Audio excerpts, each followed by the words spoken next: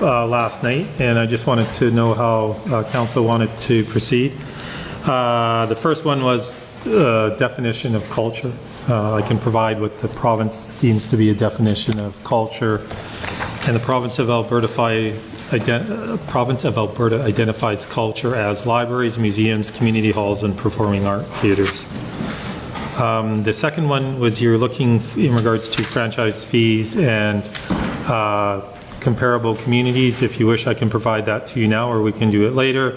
And the third one was council remuneration, and I believe that may be talked about in the in-camera meeting tomorrow. So if you wanted to look at the franchise fees now, or wait till tomorrow and get started on community and protective services, then we're good to go. Yeah, we'll look at franchise fees tomorrow when we discuss that plan that we asked for comes back. Okay. And then, yeah, council remuneration will start with in-camera. Yes, okay, good. Hey, I just wanted to follow up on those three items.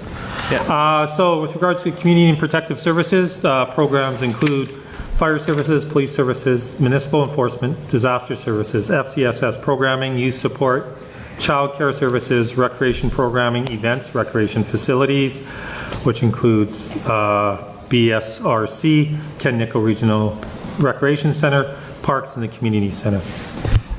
With regards to the budget highlights for revenue, we basically went through those when we went through the revenue section, so I won't speak any further to those items at this time. In regards to expenses, included in there is a part-time fire assistant to help out the fire department. We extended the municipal intern contract through provincial funding to cover that, to assist in research throughout the whole organization. There is an increase in debenture costs as it relates to BSRC, and there's been a reduction in professional and consulting fees as the Master Parks and Recreation Plan is coming close to completion, and the Fire Services Plan has been completed. And finally, there's been an increase in reserve expense of $100,000 relating specifically to the community center. From service enhancements, there is hiring of a community director of community services. They're also creating out of the casual lifetime or lifeguard pool 2 permanent part-time positions. There's again working on casual guest service is from that creating 2 full-time employees for better customer service and consistent customer service delivery. And finally, a part-time casual guest service employee at the community center, again going from part-time to full-time to provide higher level of customer service as the facilities usage increases. With regards to the workshop, for consideration are the funding requests from the Beaumont Society of the Arts, who's requesting in total $86,100 or $313. The Beaumont Heritage Society requesting $15,000 for an annual operating grant to operate the Heritage House, and the Leduc Food Bank asking for an additional $10,000, bringing it from $5,000 to $15,000. So I open the floor for any questions. Thank you very much. Appreciate that. I think from a process perspective, we'll start with just general questions on the overall community protective services, and then we'll dive into the budget considerations after that. So I see Councillor Mungat-Swain, you're up. Thank you, and I got some quite a few questions about this section, but I wanted to ask a general question first. So we implemented this year a service request tracker, and part of the direction that we were given from administration was to try and funnel the questions, concerns from the public, instead of coming one-off emails and all that sort of stuff, funnel it through this system so that we could track and identify what are the concerns, where are they coming. If the majority of them are coming around garbage, do we, if they're coming around snow clearing, all that sort of stuff. Under the impression that the purpose of that was that to help make budgetary decisions. And I appreciate the tool is new, so I'm looking for a bit of an update of, were we able to use that as part of this budget package, or is that something that we'll be looking to implement going forward? Just trying to get some consistency on how that service request tracker is implemented and how it shows up in the budget. Alan, I can... Yeah, I'm going to pass it over to... Yes, thank you very much. Through the chair to Councillor Monkoff-Swain. The service request tracker has been in place for a year now. We tracked 77 requests last year. A large number of those were in solid waste, which we have, as we reported yesterday, made a number of changes to how that contract is administered. And in fact, the requests and the complaints have gone down considerably. This, as we know, is not the only way to register a complaint. In the fall of this year, we will have the a work order system up and running and integrated with the request tracker, which will help us again be able to categorize for life cycle and for maintenance of different types of work and work orders. Now, whether the actual directors pulled the types of information from the request tracker and made budget changes, I'm not entirely certain, but that's something that will evolve as the program gets linked into our work request system. It's working extremely well, though. Thank you.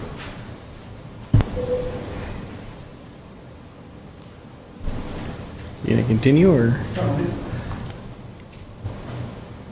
Councillor Barnhart. Thank you, Your Worship. And my question is a general one as well, starting with the Community Services Master Plan. I'd appreciate knowing if that's funded or if it's in here somewhere and I haven't seen it. I'm just wondering where the funding for completion of that plan is right now. Anybody? If I can pass that over to Carrie Hill. Take that for me. The ball is bouncing back and forth. Yeah, thank you, Your Worship, and through Council. The master plan was in the 2018 budget for approval, and so it basically, as we stated last year, that it would be a continuation into 2019, and right now we're on timelines to have it completed by the summer of 2019. The summer of next year. So it's fully funded and It it's is funded. continuing on. Yeah. Thank you. Any more general questions? I have some more, but I think we're letting others go. Well, nobody's chiming in, so keep going. My favorite area. Mr. Hill's would probably not like it, but anyway. Next question is around the food bank, and this is one historical question as well. I think it was 2 years ago, there was an increase made by council from 5,000 to 10,000. No? Okay. What have I missed? Because I thought that was the case. What we went, to your worship and to the council, what we did 2 years ago was the request went from 2,700 to 5,000, and we internally funded that through our FCSS granting. It's never been over 5,000. I believe it has not been over 5,000 and since I've been here. And maybe years before that it was, but the last 2 years has been at 5,000. Okay. And one last one. Sure, for me go ahead. At this stage, and that is regarding FCSS. And in general, I know this is getting a little bit more into the specifics, but perhaps just some opening comments about the fact that the funding for Family Services Division is going down. Could you give me some explanation? Because I think the need and the volume is going up, so I don't know why we're seeing that funding going down. So thank you, Your Worship, and members of council. If I don't cover all the bases, I'll have Mr. Harris step in. Two of the areas where that would be where we'd see reductions is one of those is in childcare. With the resignation of a staff member, we have another staff member who has stepped in, has overseen both the after-school care and the early learning center, and that is a manageable process. Also, too, there has been when the provincial funding went up a couple of years ago, some of the money that was within council's approval has stayed in an account and they have not been spending it. So basically since 2016, when they were asking for $15,000 for internal programs, it was put up in 2016, 2017, 2018, it was raised to $42,000. The funding stayed below $15,000 each of those years, so it's been returned to $15,000.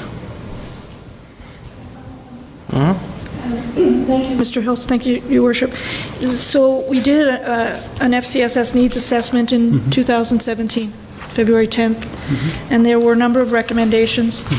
And I would have thought that would have given some momentum to the spending of the dollars that we had, which the province was so kind enough to give us, which we had been wanting for so long.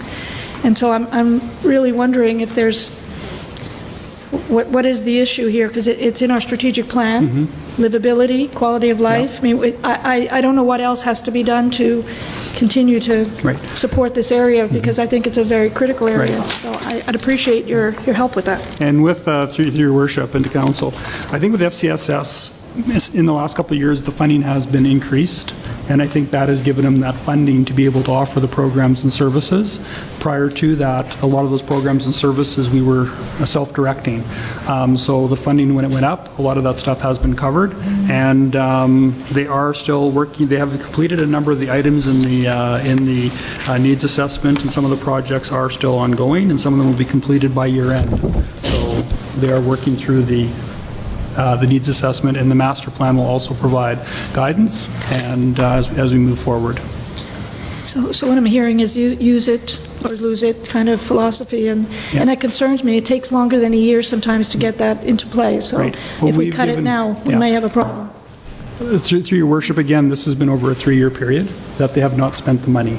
We didn't make this decision on a 1-year-to-year basis. This has been 2016, 2017, 2018. That money has not been spent. And it's about $94,000? Well, that includes that position as well. Right, take the position out of there, so then it leaves maybe, Yeah. how much did you It's estimate? about 25,000 was cut back as well. 25,000 in the other areas? Yeah. I just wanted to address the comment made by Councillor Barnhart about use it or lose it philosophy. That's a significant assumption. That's not how we're running our budgets. We look at what programs are being delivered. Are they meeting the service levels? How has the money been spent over a number of years? If it sees a significant surplus over a period of time, then we'll adjust that. If come the next budget they need more money, then we will adjust that as well. It's more of a practical use it wisely and manage it wisely. It is the taxpayers' dollar, so we're just trying to be very careful with it. Councillor Stout. Oh, thank you, Your Worship. Through Your Worship to administration. Firstly, a general process question, and forgive me if this is obvious to everybody else, but not to me. There's 3 requests under budget considerations for extra funding from Beaumont Society Arts, Heritage Society, and the Food Bank. Is that already included in the budget, or is that something that we have to debate and vote on to add to the budget? Through your worship, no, it's not included in the budget. So these would be extra expenses that we would decide we were going to incur or not, depending on Through how your did that worship, decision is get correct. made? The 7 of you make it. Here and now. Yeah. Yes. Okay, thank you. I just wanted to make sure I understood that correctly.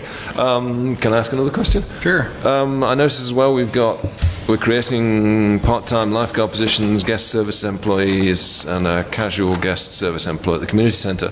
Oh, no, the community centre doesn't count. At BSRC.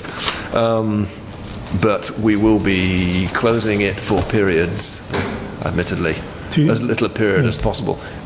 Is this the right time to do this? Through your worship, there is no additional cost. It's just taking casual and putting it into a full-time, the net. It's a minimal cost. The only cost relates specifically to the CCBCC. But what we're doing is we're taking casual hours and creating into permanent positions so that there's a consistency of service. And that's what it is. So in the end, there's no additional cost being added to the budget. Mr. Hills, No, I think Mr. Harris had answered that. Cool. There's no cost or there's minimal cost? There is minimal cost. Again, the only cost relates to at the CCBCC or the community center, sorry, in regards to moving it from a part-time to a full-time position. The other ones are effectively, there's a net to, I think it's $1,000 or something like that. Thank you. Councillor Van Newkirk. Yes, so I had marked the same question that Councillor Barnhart had asked around the 13.63% decrease to the Family Services Division budget. I appreciate and thank you for the answers that have been put forward. One question I would have that's bigger picture is,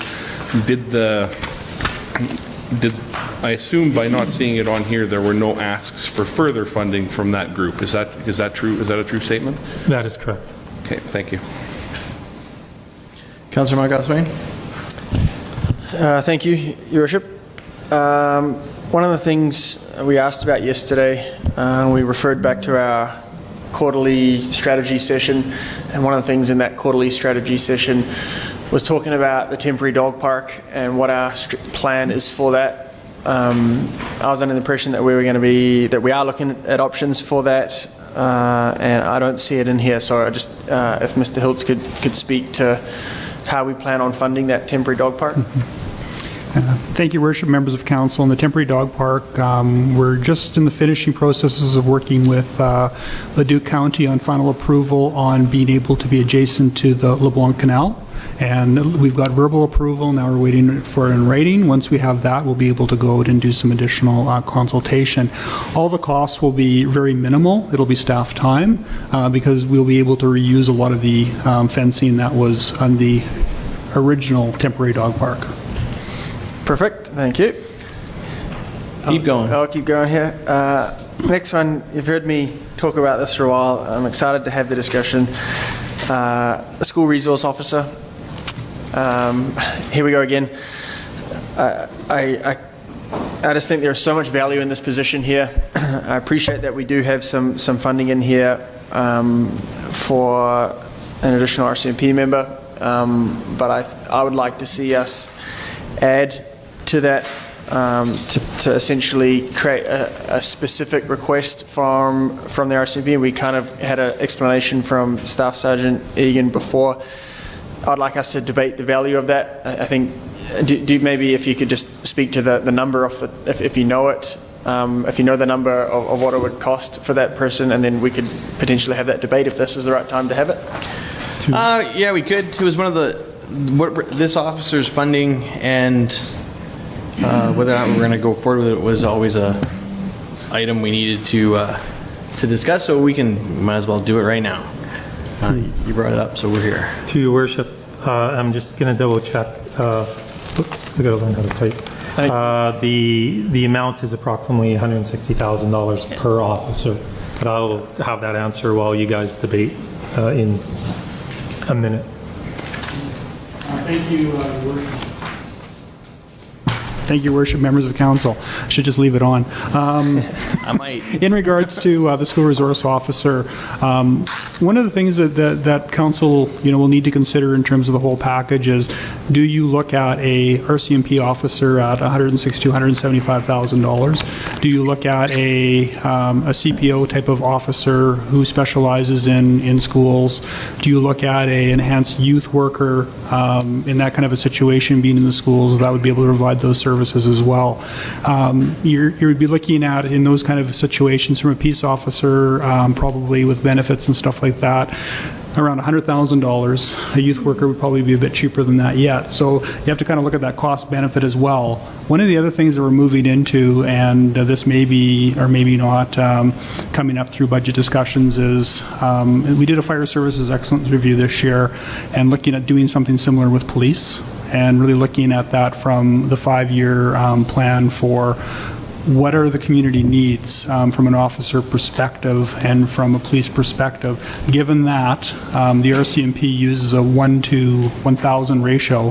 However, with that, in that discussion, you have to look at calls for service, hours of operation, your crime severity, the type of incidents that they're looking at, and what type of ratio is your officers at in terms of their volumes and stuff like that. So all those things need to be taken into that accountability of when we're adding officers or not adding officers. So that's just some additional background information for you guys to consider as you debate this.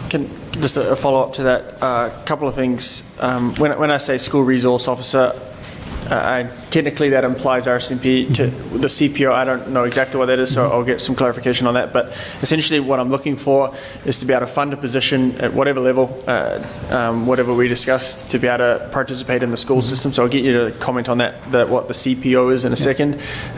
With regards to doing a police survey, me personally, I don't need a survey to tell me personally that we need some assistance in our schools. I see the value, so I don't think we need to wait for the survey.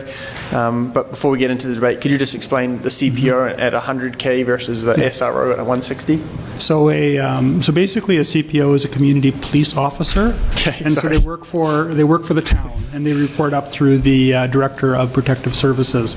And the benefit, if you get the right officer hired, the benefit of those is the town can put the parameters around the position, and you can ask specifically for a job description that provides them, these are the duties that they'll provide, these are the outcomes that you want to see in things. When you're working with the RCMP, you basically control it by contract. Yep. And you don't really get, if they get called out and they get to go work somewhere else or whatever else, you do not have really a say into that. If when someone leaves, it could take a year to fill the position. With a CPO, you're looking at 3 or 4 months. Like there's some advantages. Now, in terms of how it's perceived in the school, yeah, everyone wants to see an RCMP officer there, and they do provide some level of benefit and things. However, if you get the right person who has the right attitude, you can get some great things happening from the CPO perspective as well. Okay, good background. Thank you. All right, thoughts on this? We're dealing with this, yes, we're not. No one wants to deal with it? No one wants to deal with it? Fine, I'll weigh in, but Councillor Van Newkirk. Go first if you want. You're up, boss. So, again, you heard me speak about this and share the story of, the high school that I grew up in not too many weeks ago here at the plastic tables over here. And it's hard for me to determine, what is going to be best, a CPO or an RCMP. The RCMP, it comes with the weighting. The CPO comes with the maybe a better tailored job description, as you discussed. But either way you go, the value of having the presence in the schools, I don't know that I said it once before, I don't know if you can quantify it in societal value or monetarily. In all it takes is shaping a few children, or maybe changing their minds or molding their decisions in one way or another, and it can make quite a difference in lives. So I support the addition of a dedicated school resource officer. I think I've said that in the past as well, so I would support that here tonight. But I would want to put some more thought in and hear some others' thoughts on the RCMP versus the CPO. I believe when our sergeant was here, one of the comments he made was similar to Mr. Hiltz, in that you get what you get and don't be upset around the, I say that to my kids all the time, around what we get for an officer. And if we put some more stipulations on what we're looking for an officer, then the timelines are likely extended for what we get. So interested to hear other councillors' thoughts on this issue. Okay, so I'll weigh in next. It's kind of a complicated thing. And I go right back to how you have to apply for an officer. We had to apply for the officer that we had back in March, put the letter in, confirm the funding, and then we get another officer. We have a huge petty crime problem, and people are looking for boots on the streets, and I'm not discounting the school resource officer. I think there's some value in school resource officers, but we also have one of our RCMP officers is a community resource officer that spends a lot of time in schools now. And so I'm not sure it's a pressing need that has to be dealt with an RCMP officer. I think we should be looking at a CPO or a youth worker. They're cheaper, and we can control when they get hired. The second thing is I'm going to echo Mr. Hills. I think we should be putting some money into the budget for a policing services review. We're looking at asks of adding an officer per year for the next 5 years and things, and what does that look like? And we know that K Division's having trouble staffing us now. What's that going to look like if we add more officers? And so I think there's value in getting that done before we go looking at adding any more peace officers. So I'm not going to be voting in favor of. I'm voting in favor of the police officer, but I'm not going to vote in favor of changing him into a school resource officer for this round. Councillor Daniluk? Thank you, Your Worship. Your last comment got me thinking all of a sudden what I was going to say a moment ago, but as far as a school resource officer goes, I I do favor the CPO route, only because it's easier to start at a CPO level, and if we find out over time that we do require an RCMP, more formal police presence in the school system, we can always up it to an RCMP as opposed to starting the RCMP and trying to pull it back if we find it ineffective or they're getting pulled away at other calls too often and we're not getting the results we're looking for. So from that perspective and cost, I would favor a CPO over an RCMP in that position at this point. Thank you. Councillor Moncalfe-Swain? Just really quickly, your comment about petty crime, I would suggest that a CPO or a school resource officer would nip that in the bud early. That's how you shape your community is you know, this is where the petty crimes come from, right? If you can work some positive culture within your schools, you see the school positive ticketing program and what a good impact that makes. I would suggest that, again, to Councillor Van Nieuwkerk's point, there's no way you can quantify that 100K into a position going forward and what that does to your community. So, yeah, I'll leave it there. Like I said, I'm not against it. I'm just against repurposing the officer we've ordered. Like, I'm with you on all the rest of the benefits. Councillor Barnhart? Thank you, Worship. And I'm kind of torn with the idea because I do think that we need more school liaison officers, but I'm not sure that I see them as police officers. I think I see them more as youth social workers or youth workers. And kind of why I'm going back to FCSS again, I think we have some cash on the table there that we should be using for these kinds of things. The other question I would have is around the how many schools is one officer going to be able to cover? And is it the high school you're thinking? Like, I don't know the parameters of the program you're thinking of. There's lots of ways it can be done, and it can be done successfully.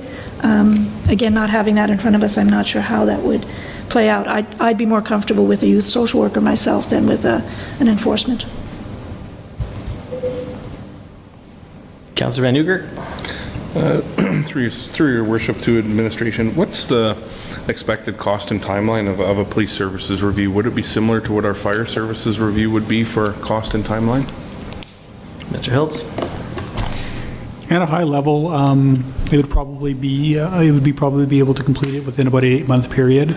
It would be probably in the neighborhood of the same $35,000. It gave us a fairly I would say a comprehensive high-level review of fire services. Fire services took a little bit longer because we had a number of drafts back and forth, and the company was out of Ontario, but I would say probably 8 months. 8 months. Councillor Moncalfe-Swain? Just to address Councillor Barnhart's question, this is not my background, not my expertise at all. I don't have the recommendation on whether it's school resource officer, CPO, or a youth worker. I think the town should fund a position, whatever administration or the experts think that we need. I think we should fund a position to get into our schools and help positively grow our community. So I don't have a plan in my mind. I don't have a particular position. I said school resource officer because that's just what I'm familiar with. I'm just looking for some funding to get someone into our schools, and I say schools plural, into our schools to help positively build up that relationship with whether it's youth workers, whether it's law enforcement. So no plan, just see the huge value in funding it. Councillor Van Nieuwkerk? Yes, and further to, through your worship, I guess, to the rest of council on Councillor Barnhart's comments, I do see a little bit further into this role being an authoritative type role. I do think there's probably a spot for the youth worker type position alongside this in the future. But when I was putting my support forward, I was envisioning a more of an authoritative role around the the RCMP or the CPO. Just where my head was at. Just sharing my thoughts. Councillor Hendricks? Your worship, thank you. Historian, but in the past, we used to have a thing called the police committee, and the police committee was made up of our council and those from the police force, be it the RCMP and others, and we'd have in-camera sessions where we would discuss what they know and what we think we know, and through all of that, we would come back with results. I think the DARE program came out of those discussions, and other things have come out of those discussions. And then they tell us what they think they need to do to implement to get these things done. And then ultimately, we end up funding those things. So I'm wondering if that shouldn't be, we don't have to call it a police committee, but maybe just a session with our group from the RCMP to say, hey, what are your thoughts? And what's the best way to tackle it? In a minute. But yeah, no, my thoughts on that is I agree. I sort of see that process happening through this police services review that we're talking about going forward. I'm going to make a quick summary. Here's what I think I've heard, and council can tell me if I'm wrong. It seems that there seems to be some support for doing a police services review.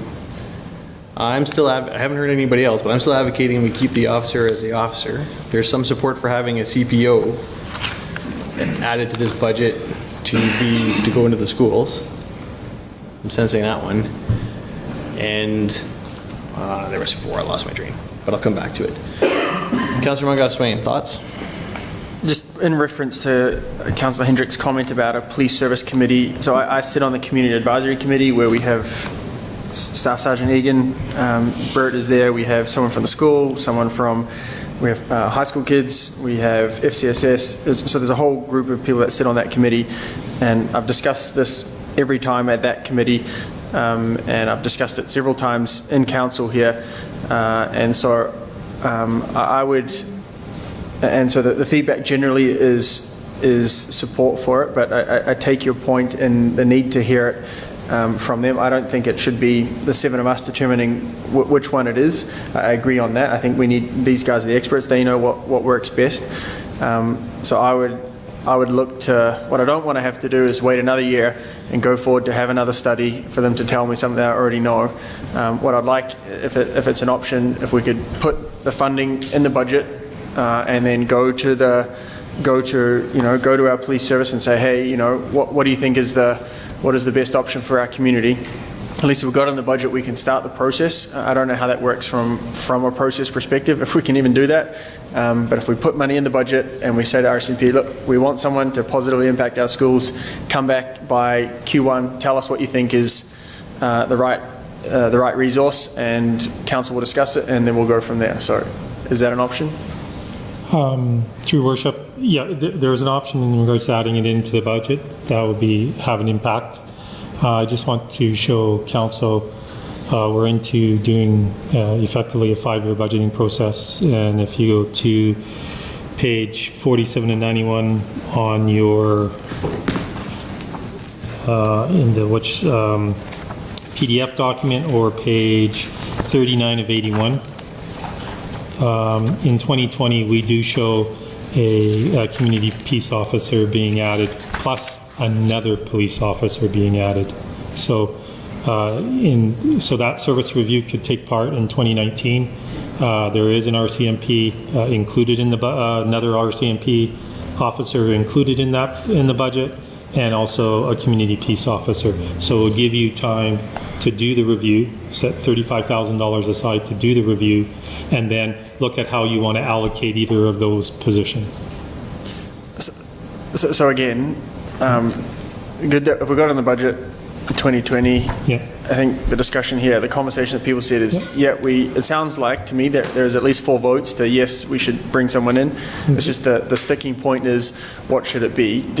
I don't know if we need to conduct a $35,000 study just to ask our RCMP and that area, what do you think is the best avenue? I don't know if we need to over-consult this. I think the study I'm envisioning is not just ask the one question, is to come up with a 30,000-foot view of the whole policing model for the community for the next 10 years. That would be just one piece of it. So, yeah. Sure, but I think if we know the answer to one of the pieces of the pie, why wait? I guess is my point. Councillor Van Nieuwkerk, thoughts? Yeah, I think that like we need to reflect on where we started at the beginning of budget, and I requested it, and Mr. Harris had it at the front, which I thank him for. Is look into the community survey, and number 1 was Parks and Trails, and number 2 was the fire and municipal enforcement. So I definitely think we're barking up the right tree here. let me back up a little bit and say thank you for the officer a year for the next 3 years, because that's something that I had spoken with the mayor and CAO about, so I'm very happy to see that in there. You know, my support is maintained for a authoritative RCMP or CPO to be in the schools for the reasons I stated previous, so thank you. Councillor Barnhart. Thank you, Your Worship. I'm a bit perplexed about how this is all going to play out. Are we going to be voting as people come up with ideas on each one? Or are we going to see kind of the totality of things we want to add to the budget and then look at where the money is and how we're going to do that? Because there's things that I want to put on the table now so they can be considered at the same time as this, because the money is not endless, and I know that. So I don't know whether we have a plan that I just am not aware of, or how can we do this so that we can get all the things we want out there so we can see what's in front of us as potential add-ons? Because I think there's a couple, at least in this one area. In regards to this particular item, or No, in this Okay. sub-department. So Yeah. the way it's sort of going to work is we're going to vote on these items, and if we vote to put them into the budget, Mr. Schwartz and Mr. Harris are going to go back away and tell us what those impacts are, and come back tomorrow, or sometime tomorrow, and tell us if we're now looking at 5% increase, and then we'll have to decide what we're going to cut out if we decide to put it in. That's another So, but if we voting don't, process. Yeah. it's going to be another voting process. Could we not wait and make a list and then Or, vote? or they're going to come back and tell, well, if We've done it that way before, that's why But if- I'm well, perplexed. Welcome to the new world. If there's no appetite for council to do any of these items, there's no point in them trying to cost it out and put it in and us do it later. Well, I mean, obviously, the decision's been made, but I would feel a lot better about voting on items if I could see what impact it was having on our tax. And this way, I won't see that until the very end after I voted, so it's, I mean, to me, it's not, we can't have everything we want, but there would be priorities if I saw the entire list. Your Worship, if I may, if you have a look up at the screen, it will show you the impact This is as why- we go along.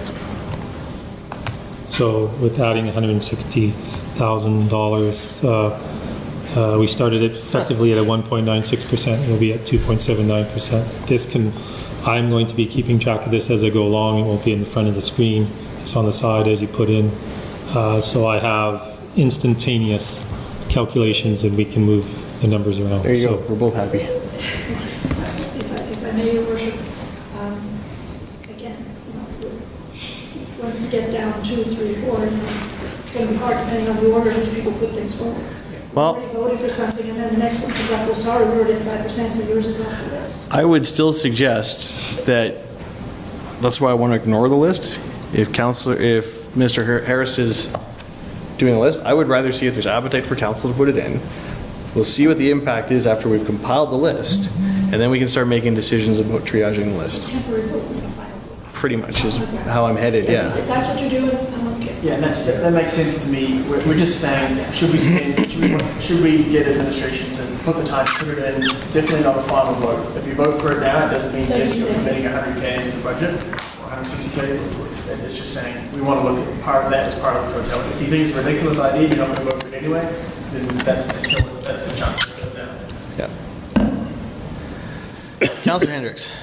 Worship, thank you. And just, again, where I was at with respect to the process with the RCMP was not the one-off with respect to the schools, but it was more in the past when we had that intimate conversation with the RCMP, we would get intel that would sort of direct us in certain directions. And at one point, I believe we even took a step to get a Quaker unit in Beaumont, along with Devon and Leduc. We all shared some money because of what was happening in the region. So I'm just suggesting that maybe in the future, it wouldn't be bad to kind of go back into that old formula, which is just to have a conversation, maybe once a year with the RCMP, and ask them, what else do you guys need? Like personnel, equipment, what have you. I realize we get quarterly reports. They're hoping for us to give them some direction through those quarterly reports. But I think we also need to have a conversation about other things, and that's my point. Not so much the one-off on this issue with the school. I would say that when we had that quarterly meeting, I brought it up again and gave, I thought, pretty clear direction that, hey, we want to, how does this work? Can we prepare it, right? And so we'll keep going to these quarterly meetings, but there was nothing in here that spoke to it, so. Yep. Yeah, so I'm not criticizing this discussion. I'm just saying, I'm adding to the discussion. I'm saying there's another layer here, and it wouldn't hurt just to re-involve that layer, maybe once a year with our council and the RCMP. Fair enough. We'll make some notes and then we'll have that discussion, see if council has appetite for it. Councillor Daniluk. Thank you, Your Worship. Mr. Harris, on your running total there, you used 160,000, I think was the first number you have there on the running total. I'm assuming that would be an RCMP officer, is that correct? So that would be the worst case scenario in terms of expenditure for that resource officer. So a CPO would be considerably less than that, or, okay. Yeah, that's what I assumed, that was the RCMP number. Thank you. It was an example. We're going to have a vote. Oh, agreed, yeah, I just thought that's what I'm looking at in terms of a running total. Okay, so issues ahead of us. So let's start with the policing services review for 35,000. Are we at a point where you guys are ready to make some decisions? I need some nods of heads. Coming back to it. Yeah, well, whether it makes the list or stays off the list. All right, so I'm going to move then that we do a police services review in 2019 for $35,000. All in favor? Or any discussion on the motion? Going backwards. Go ahead. Is it a new point though? I don't know if we need to pay someone $35,000 for our RCMP. Do we need a third-party consultant to come in and help us when we can just go to RCMP and ask the question?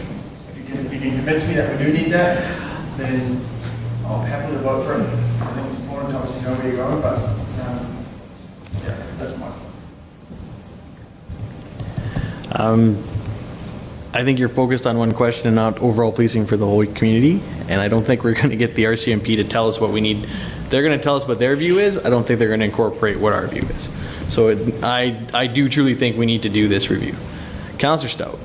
Thank you, Worship. Could I just get a little more clarity on what the purpose of the police services review is and what would be its objective and goal? The objective and goal would be similar to the fire services excellence review we just did, where they come in and they take a 30,000-foot look and map out, based on all the factors that Mr. Hills outlined, where they see our police force needing to grow, add resources over the next 10 to 15 years, 20 years. And resources. So it's whether or not, and we'll talk more about Project Charter or whatever later, but I would also like to see whether or not sticking with the RCMP is the way to go. So I think we need to do a comprehensive review of where we want our police service to go in Beaumont. And I don't think we should fixate on just the one police officer. Can I respond? Yeah, go ahead. I'd support it if it includes that option of is the RCMP the best way to meet our requirements for service. So, yes. Councillor Van Nieuwkerk. Is that me? Yes, Your Worship. Just in, I guess, comment to your comment is I think it's important to have that 30,000 look view as a statement of facts and some written down thoughts from experts around what I suppose is an issue, to use suppose like Mr. Stout uses often. When Sergeant Egan was here, I put some pressure on him, or I was trying to, around the RCMP's ability to make good on the positions we asked for and are prepared to fund right now that the RCMP currently isn't making good on. So I too question, the RCMP's ability to police our community moving forward. That support for the $35,000 police study is there from me, but I'm still in the school resource camp as well. So. We'll talk about the school resource officer in a second. It's a whole nother issue. Councillor Daniluk. Thank you, Your Worship. I'm a bit torn myself. I do agree with Sam, Councillor McCuff-Swain, pardon me, that I know we need more police in Beaumont. I think everyone knows that. But I think the value of the survey will give us some justification to say, how many police members do we need? I find the RCMP, it's a great service, but I find them very bureaucratic when it comes to asking an officer. It's almost a 2-year process for us by the time we ask for an officer to get on boots on the ground in our community. And that's a frustrating position to have to face when people are saying, we need more police. And they're prepared to pay for more police as a community, but it takes us so long to get those officers. And our detachment here is much smaller than other communities of a similar population size that have different geographic area to cover. So I'm not saying we don't get rid of the RCMP, no, but if we had some kind of factual survey saying RCMP are good for you for these reasons or not good for you for these reasons, the survey will tell us that. So I do believe, as Councilor Monkhouse-Swain had mentioned, I know we need more police and resource officers, so that I don't need a survey to tell me that. We need a survey to tell us the bigger picture. So I am going to vote in favor of it, but I do believe we need to get things done quicker than what the RCMP are allowing us to do with their way of getting things delivered to us. And I find that frustrating, and I'm sure administration does too. Councilor Barnhart? Thank you, Your Worship. And I think two things are on the table right now. One is the policing service review, which is the big picture, and the other one is the The only thing we're voting on. services. Yeah, the only Right. thing. Sorry, services? I know, well, what the policing services do with the schools, the school resource Yeah. officer, which I will support the big picture, the policing service review, but I don't believe we go to the police to find out whether we need school resource officers. I think we know that. So Yeah. I think that's what I'm saying. There's two things. There's a big picture question. I can support the police service review if it's for that aim, not reviewing the current RCMP. That's not what we're doing. We're reviewing whether or not that's the right service level for this community. Correct. Correct. That I can support. I don't support this approach to find out whether we need a school resource officer. I think we're determining that based on our Well, that's information. the next vote that's going to come Yeah, off it's the this. next vote, but I'm just making it clear, Yeah. I'm supporting this one only if it is the big picture. Okay. Seeing no further discussion, call the vote again for those in favor of the big picture review of policing in Beaumont.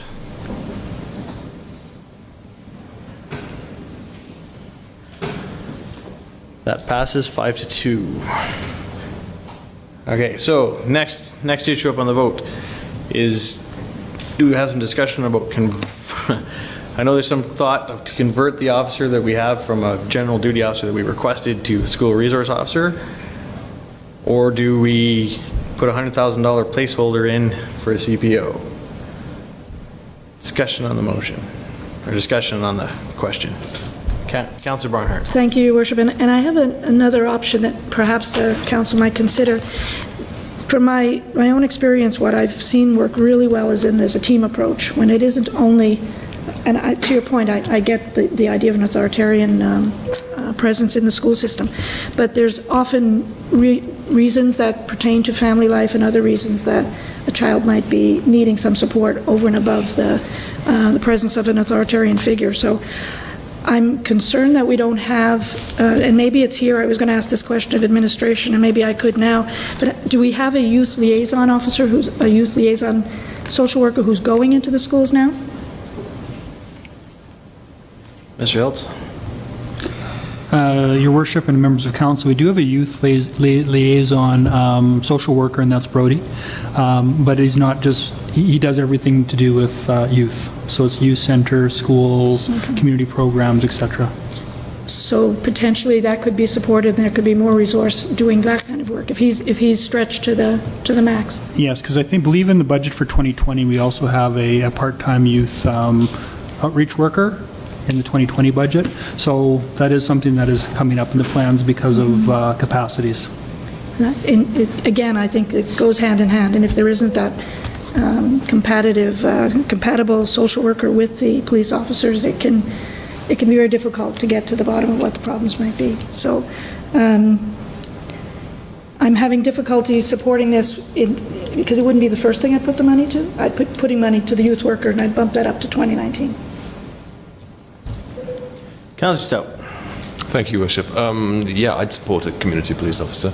I'm assuming this is coming from bylaw enforcement. Yeah, do you support the CPO versus? Yes. Well, yes. Everything that's we already discussed how difficult it is to get an RCMP officer, to then convert it to another purpose, and on top of that, to actually make sure that the position is filled. I mean, how many officers are we currently short versus what we have requested? Is it 3 or 4? It's a significant number, isn't it? Not entirely sure. We can get that for later. But I imagine exactly, well, No, I don't really need a precise answer, because I imagine exactly the same problem would occur with an RCMP schools officer. So, yeah, from that point of view, and the CPO is less expensive to start with, and we have more control over it. And as a matter of fact, I think it would be good for the bylaw department too. I think it puts them into a positive light in the eyes of youth and school children, and I think that's a very good thing. I think it's a good way to deploy a bylaw. Enforcement force. Force is the wrong word, isn't it? But then we've got enforcement. It doesn't matter. I've said what I think. I support it. Yes. Okay. Through your worship, if I may. Above gives you the RCMP totals based on the RCMP.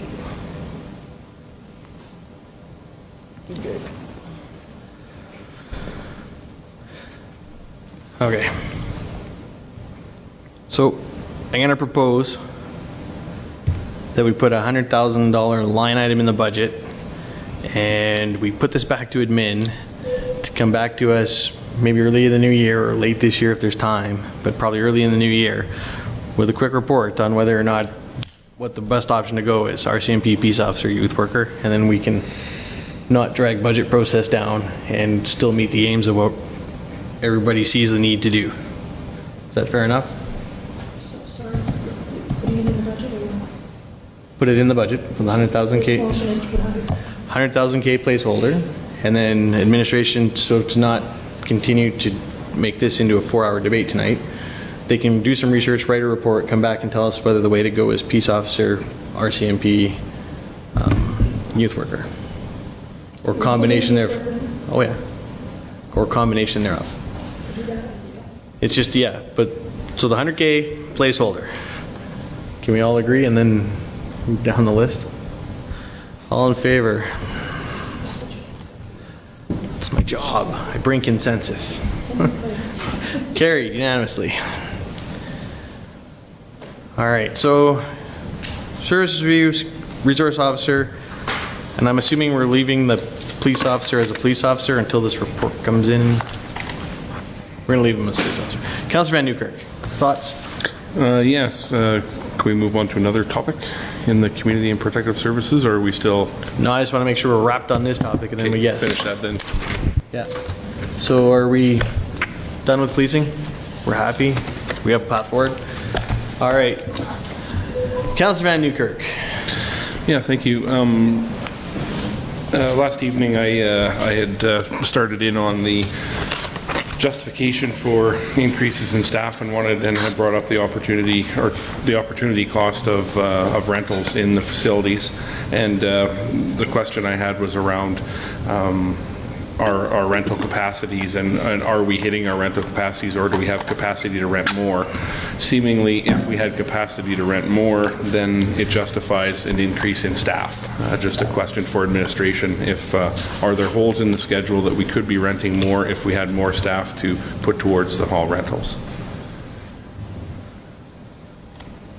Mr. Hiltz? Thank you, Your Worship, members of council. With the CCBCC, we've seen an increase of over 30% from 2017 through 2018. Our biggest gaps are during the day. People are at school, other activities are happening with life. In the evenings, it's very booked. Weekends, very booked. We have a lot of groups in there that really shouldn't be even in the community center. They need to be in a recreation center and things like that. So once the Beaumont Sports and Recreation Center is completed, some of those groups will be able to move over there. That will free up the CCBCC, where we'll be able to attract events and trade shows and things like that. That could be also taking up some of those daytime hours. So we're kind of at that place where we're not at 100% capacity yet in prime time, but we're doing quite well.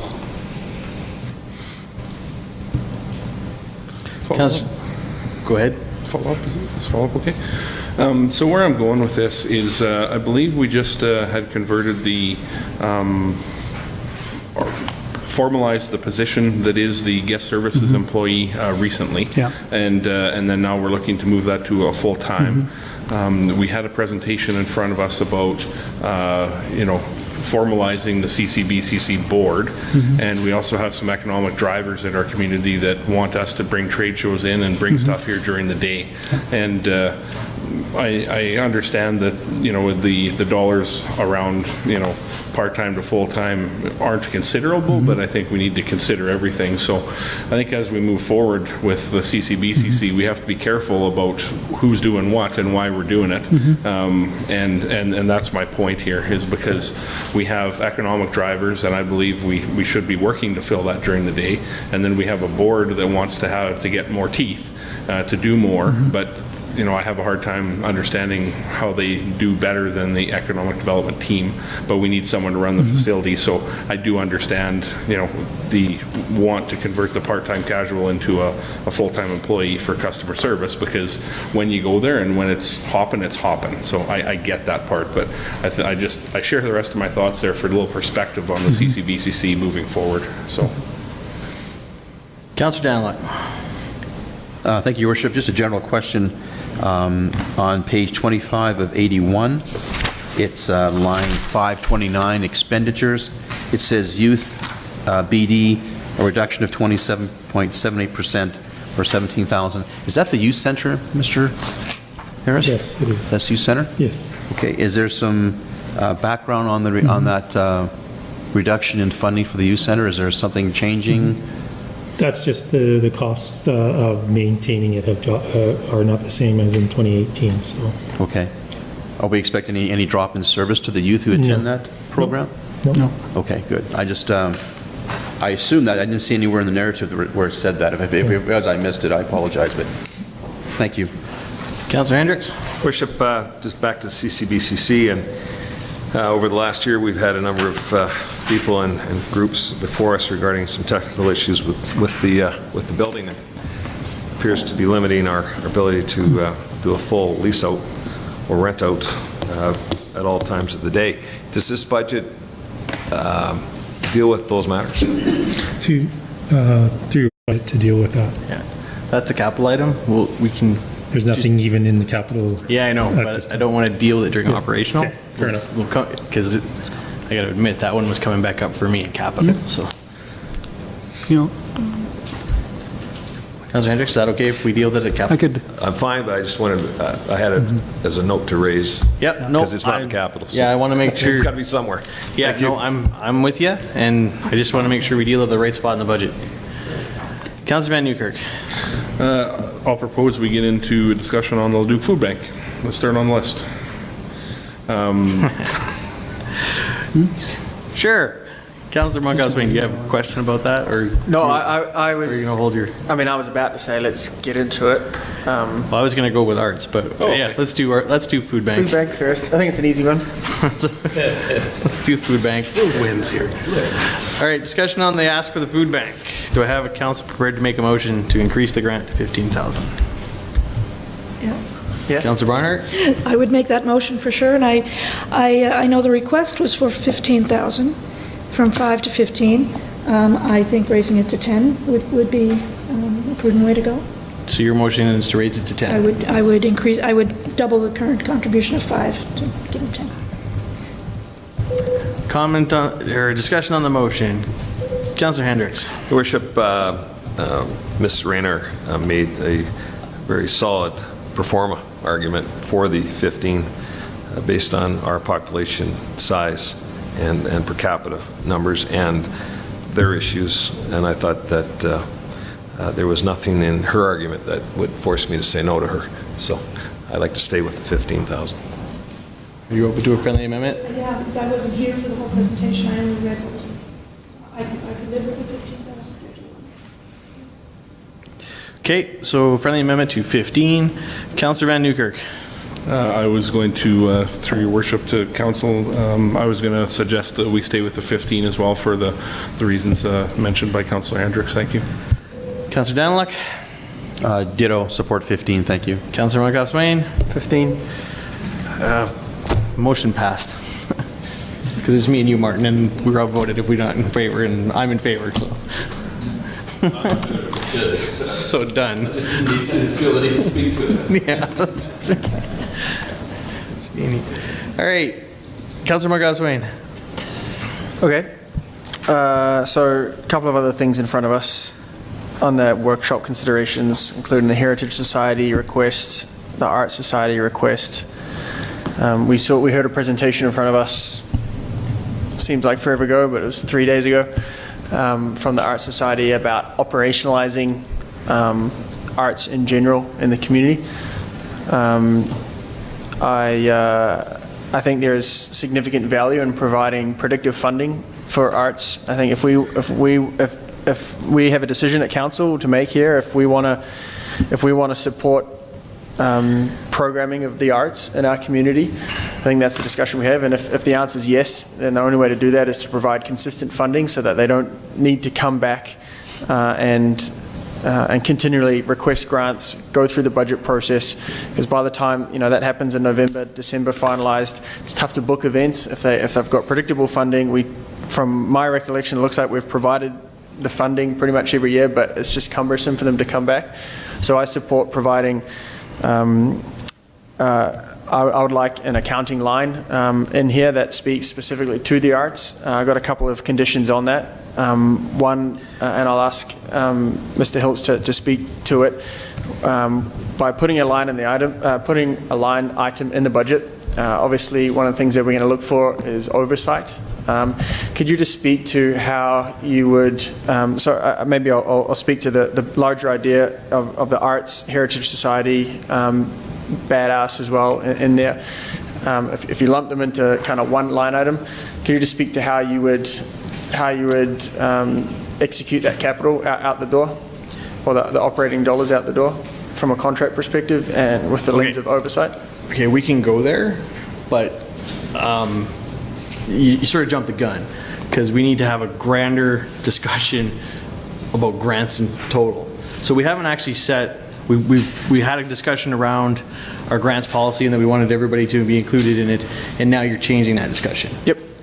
Which is fine, but before we talk about how we're going to operationalize it, let's make sure council's on board with it.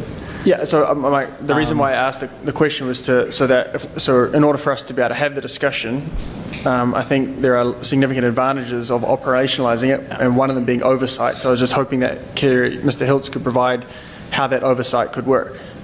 Yeah, but let's see if we actually want to do that first. Okay. To your worship, if I may, I just wanted to clarify one thing. The Art Society got their first grant last year. It hasn't been prior to that. Okay. Just wanted to clarify that. And it was Okay. $45,000. Because you're speaking. Sorry, my apologies. The first year that the Art Society was funded was last year in the amount of $45,000, and it was a one-time grant only, subject to this year's budget. And so the bigger question is the one thing that we never settled on when we're talking about grants policy is what's going to be our full-time number. So we had a 1% number at 190, and then some people suggested 250. But I say we should set that number, and I would say we set the total number for grants for everybody in the community. So whether or not you're coming under the grants program, or you wind up as a line item as a signature event, like that, but that's the total that we go. In a minute, everybody will get a chance to talk.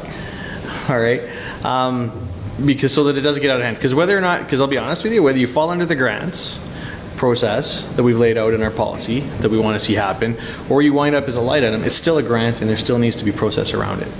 So, thoughts on that? Councillor Danlock. Oh, thank you, Your Worship. I've given a lot of thought to this since Tuesday's presentation, talked to a few other councillors about it, and Mr. Hiltz also offers some history and some perspective on the idea. I do see some of our larger grant recipients, such as the Art Society, Badass, or the Beaumont Blues Festival, for example. There is an argument to say having predictable funding is good for them. I get that. But having it as a line item It gives us, as council, accountability for where the taxpayers' money is going. I do think, I agree with you that in the past, there is accountability if it's a grant or a line item, but I think in the past, what's happened is it's not been followed as well as it should be by the recipient groups and by administration trying to hold them accountable to expectations of accountability in terms of if the event happened, how did it go? Did you make money on it? Did you lose money? A report should come to council. I think it's been rather loosey-goosey is a nice way of putting it. I think if we go forward as a council and we use the line items for certain things, we can do a better job of overseeing the situation and hold our recipient groups accountable to make sure we're spending the taxpayers' dollars as frugally as possible and with full accountability. Thank you. Councillor Stout. Thank you, Your Worship.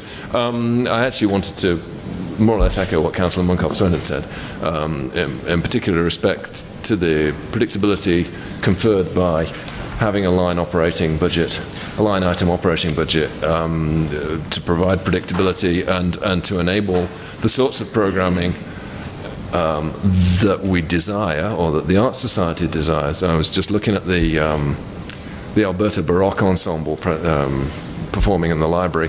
I imagine that groups like that would require at least 12 months to be arranged, and actually probably nearer to 2 years. And you simply can't do that as a one-time grant, because by the time you've got the grant and the funding, you won't be able to engage the group in time. Okay, so I guess my next question for consideration of this council would be, do we add them, or do we go back to administration and say, I will get there? Do we go back to administration and say, let's have a policy for multi-year grants? Because do we keep them in perpetuity, or do we put in some mechanism by which, say, every 5 years or every 10 years they have to do it?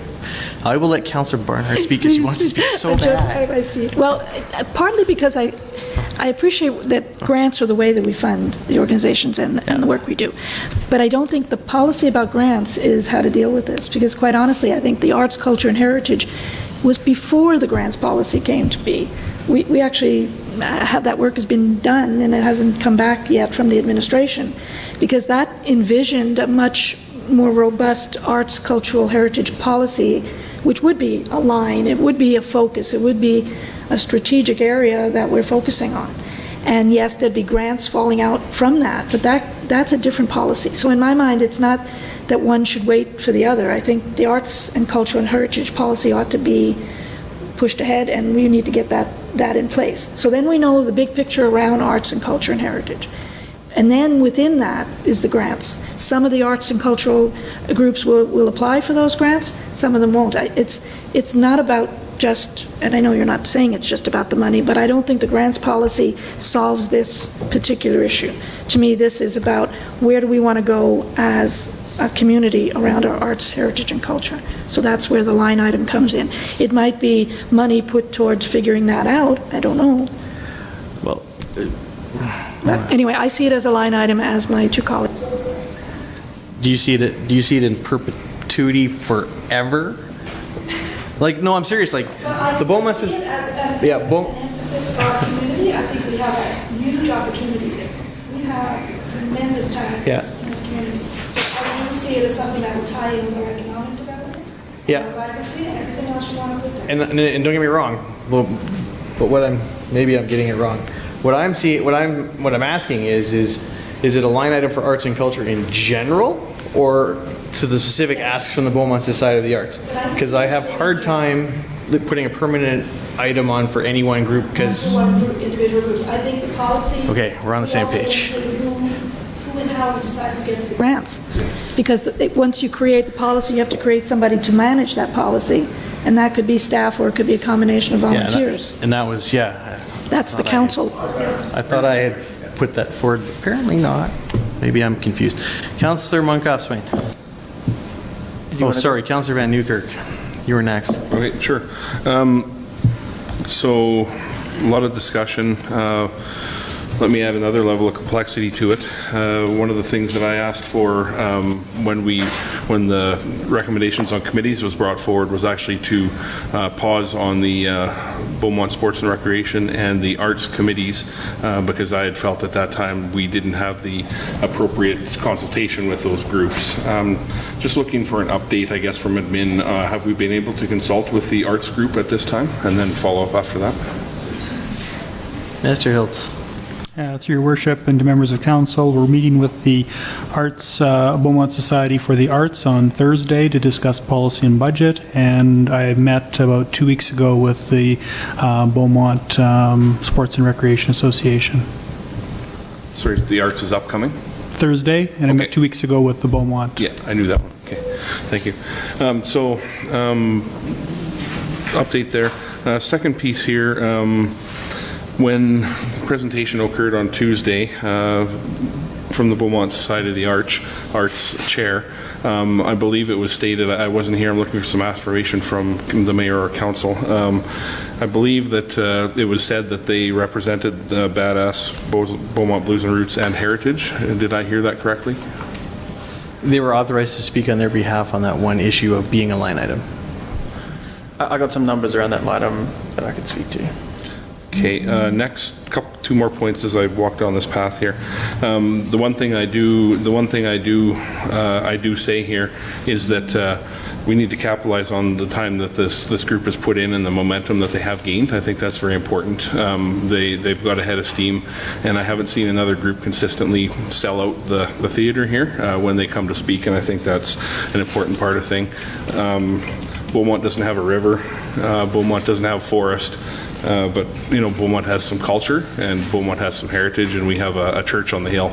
And I think it's time for Beaumont to support that, so.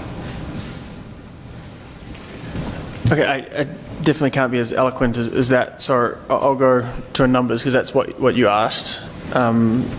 So the request that I can see in front of us was 50K for the Blues and Roots. I'll just call it roughly 50K annual funding for the Arts Society, Heritage Society, 15K, 5K for Badass. So if you lump that in, they're also asking for 40,000 for an art staff.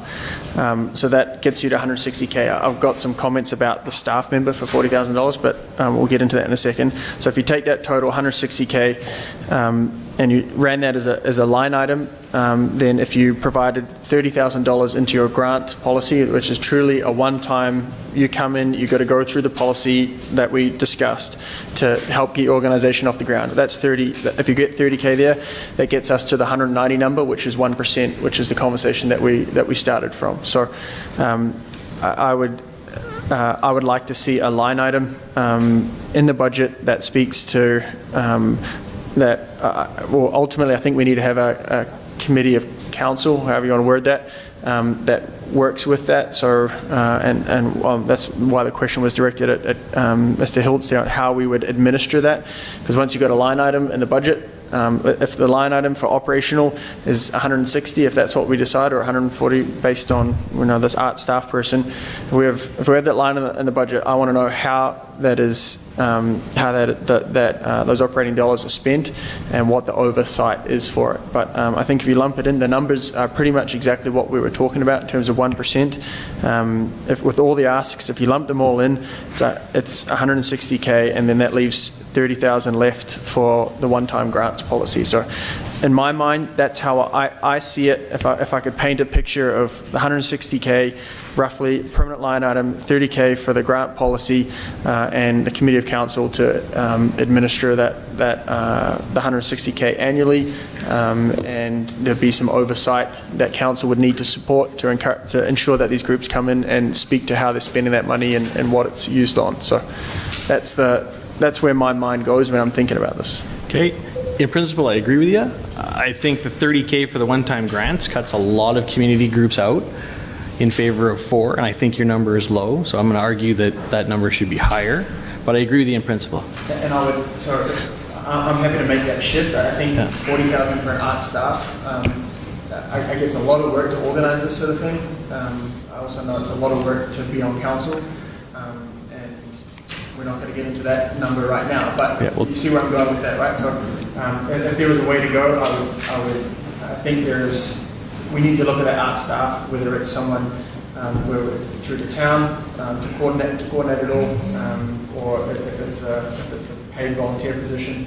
That's a whole nother discussion. But I like the 1% number. I always have. And so if you wanted to shift, I'd be more than happy to shift up the grants policy option as long as we keep it at 1% here. Councillor Hendricks. Worship, for me, it's more of a case of just getting it into the budget. This idea of perpetuity, there is no perpetuity in this binder. There's no perpetuity in any budget that I've ever been part of. Every line item here has more or less changed, except for maybe a few year over year. There's nothing sacred in this document. Next council could just make all sorts of wide sweeping changes to it. So I think it's just a case of, get it on the line item somewhere, and it gets debated each and every year, just as everything else in this document does, because there is nothing sacred in this document, right? So. Okay, good point. Councillor Barnard. Thank you, Your Worship. I too like the direction that it's going in, but I do think 30K for all of the other requests is not enough for all the grants that are likely to come our way. But we do have to start somewhere, and I also want to speak in favor of the staff being a town staff that would have this responsibility to support. And I could be convinced other ways, but $40,000 would pay for the staff, but not a whole lot of other needs that come with that staff. And so it wouldn't be long, I don't think, before the Art Society is going to be coming back saying they need more than that to open up an office and have computers and have travel and training. And I just think that could be supported as well. Perhaps there's some economies of scale using town staff. My mind could be changed on that one, but there has to be a person who's dedicated to this. So I would agree with that. I'm kind of torn on that one, and here's why. We haven't finalized the arts policy. We haven't stood up the council. I'm a little hesitant to be throwing staff to this at all until policies are funded. Having said that, there are lots of groups in this town, soccer, hockey, ringette, that put on massive programs with completely volunteer boards and staff. So I'm going to argue against the staffing number until some type of structure gets in place from the policy. And because honestly, I agree with you, Councillor Barnard, that if we stand up the Arts Council that's been proposed in the policy, I think it's better off resting with Mr. Hills and his staff to support that council and help do things versus having the money go into the ether without having any type of policy in place. Could I just speak to that? Yeah, so, sure, and then Councillor Moncalves-Swain. Well, just the point is that whether it's Mr. Hiltz or his staff who are doing this, the capacity has to be there to support. So in this interim period, before decisions made to put staff towards it, who's going to do that work? So I don't know, Mr. Hiltz will probably come back and tell us where that would happen, but I wouldn't want us to not go ahead with the Arts Council because we don't have Arts, Culture and Heritage Council, because we don't have the staff to do it. So that's why I would keep it, somehow we have to resource this work. Volunteers can do so much, but then they reach a point where they can't do the technical part of it entirely themselves because they're working full-time. Yeah, I get it. I've been there. Councillor Moncalves-Swain. Yeah, I think a step-by-step process is prudent. First step, get it in the budget. To Councillor Hendrick's point, where while yes, it's in there, we can debate it and throw it out next year, just like anything else. So I think I would support leaving the staff person out for now. I would just like to get some process on how we would administer that funding. Again, we've had some conversation about it, but I'd like admin to weigh in here. Now's the time. Save us. Thank you, Your Worship, and members of council. The process that we'd use is through an agreement. Currently, right now, with the Blues and Roots Society, we have a multifaceted agreement that lays out how the funding is delivered and what their deliverables are to be back to the town. We don't really put in a lot of expectations in terms of their day-to-day operations or how they conduct the Blues and Roots Festival, but it's more on the money management side that they have to do the event. It has to happen over this period of time, and we get a report back. They resubmit for the next year. We do the same thing with the other organizations as well. There would have to be some mechanism in place. So it'd be a very similar agreement that you would use with each of those organizations. Councillor Van Newkirk, or did you have a follow-up? No. Good. I just kind of had my light on in perpetuity, knowing I'd want to jump in. So let me follow the train of thought from Mr. Hiltz there for a second. And just down the BBRF path there, have they made good on their deliverables from last year's grant? Mr. Hiltz? Thank you, Your Worship. They are to be coming back this fall to deliver their 2018 event stats, and that's where they'd have to do that prior to getting their 2019 funding. Is that scheduled yet? It is not in our council calendar as of yet. We are kind of in a reaching out mode to have that happen, but they do know they do not get their funding for the next year until that is in place. Councillor Danlock, unless you have a follow-up. Thank you, Your Worship. I also am not in favor at the present time of the $40,000 ask for a staff person. I think that's a pretty common theme around the table right now. So using the number 160, so with the 46,313 for Arts Society, 50,000 for Blues Festival, 15 for Heritage, and 3 for Badass, it puts us at 114,300, which leaves 45,000 in the grants budget for a total of 160.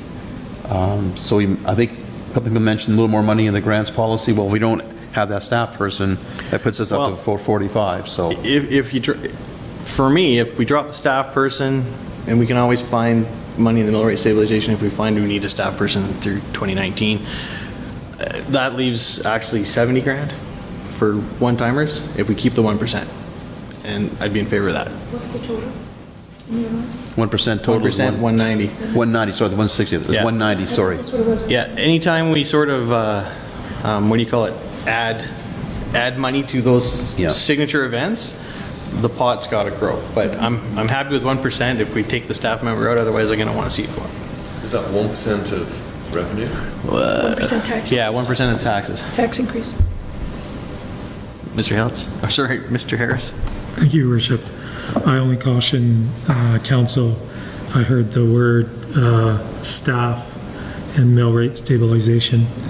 By using the mill rate stabilization to fund a staffing position, you're creating a structural deficit. Okay, then I guess the staffing position is out, unless you can be creative in midway through the year if it's identified as a necessity. Go ahead. I just wanted to close on Mr. Hiltz. I think Councillor Van Newkirk asked a good question about deliverables and are they delivering on it. I don't know how the agreements are structured. I would request, just for our perspective, so that we can debate this at budget time, that when these groups are asked to come in and provide their financial update on their activities for the year, that it be sometime prior to budget. And I'm sure you've been trying to get this, but if we put it in the agreement, and I think council needs to back up administration, that if they don't come forward before, then they don't get the funding. So I'd like to see a bit more rigor in those agreements, and I'm sure you've tried. I just think it's prudent of council to back you up on that. I'm good with that too. Councillor Danlock? I did a follow-up, thank you. So I'm seeing the 4 groups here being kind of a line item, collectively speaking. Yes. The Blues Festival has been getting $50,000 a year for a number of years now. Is this the time to debate if we continue to give them $50,000, or is there appetite to give them more or give them less? I'm just asking the question, is that the time we discuss that, or do we not? Or we just vote on this line item first? This is the time, because this is going to affect the number that goes into this line item. Right. So personally, their signature event, they've been around for 10 years. I'm comfortable with the 50 going forward. They do bring a lot in, but I'm open to hearing council's thoughts. Mr. Hiltz. Thank you, Your Worship. The 2019 request from the Blues and Roots was $50,000. There you go. Councillor Hendricks. And then, of course, a bit of history. The Blues and Roots Festival started really under the umbrella of the Promotions Committee. And then as it grew and grew and grew, became its own society, and the umbilical cord was cut, a funding model was created, and off they went. So it used to be part of promotions, and thankfully these people in this group, this society, has taken this on as a massive volunteer endeavor. So, thank you. Councillor Barnhart. Thank you, Worship, and I just want to clarify, it was the Ag Society 5K?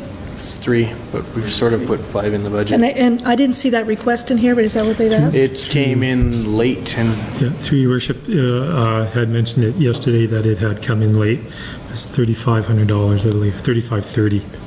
I'm still a fan of the Beaumont District Ag Society, and I'd like to one up the county, so I'm happy to leave it at 5 if that's where council wants to be. 5's good. And can I just clarify one, follow up with that? Sure. So what we're essentially saying here is that the administration will proceed with allocating these grants, or are we setting this up so that the grants policy committee is, Well, what's the process that we're suggesting? What we're doing right now is we're setting these guys as a line item with these amounts that they've requested. And this would be in our budget, separate from any grants And then- process? Well, yeah, but the number, 70,000 would be in the grants? yeah, but we're setting the number 1.9 or 190 grand for grants total, and funding that out of the 190, leaving 70 for one-time grants. And then we're going to develop policy around. Okay.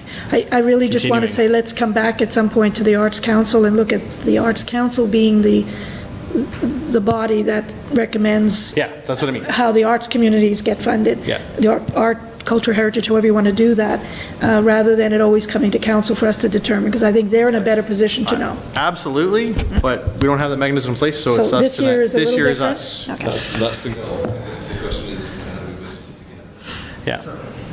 Yeah. I'm going to turn everybody's mic on. Speak.